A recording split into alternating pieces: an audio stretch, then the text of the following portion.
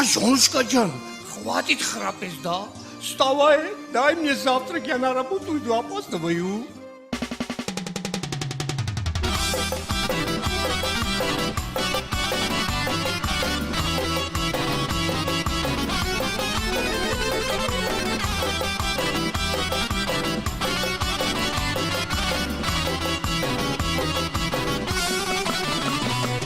Утром рано я встаю, сам себя не узнаю, от похмелья голова болит.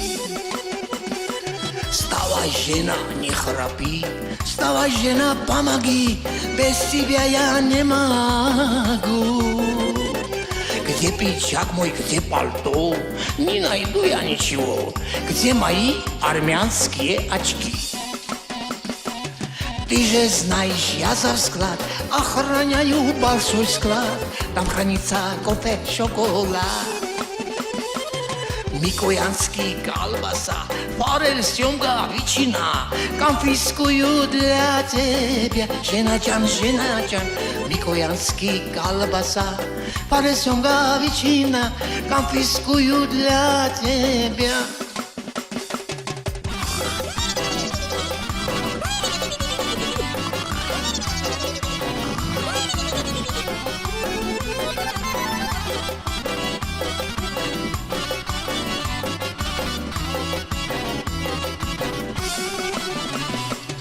Дом построил двухэтажный, Мерседес и дачу купил, в весной саду соловьи поют.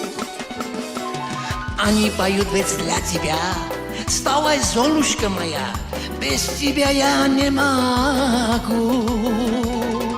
Они поют ведь для тебя, вставай, золушка моя, без тебя я не могу. Кошка из дому сбежала, собачка лаять перестала от твоего храпа, жена Джан. Вставай, жена, Анастас, делай завтрак, давай хаз, а то смотри, рассержусь. Вставай, жена, Анастас, делай завтрак, давай хаз, а то смотри, рассержусь.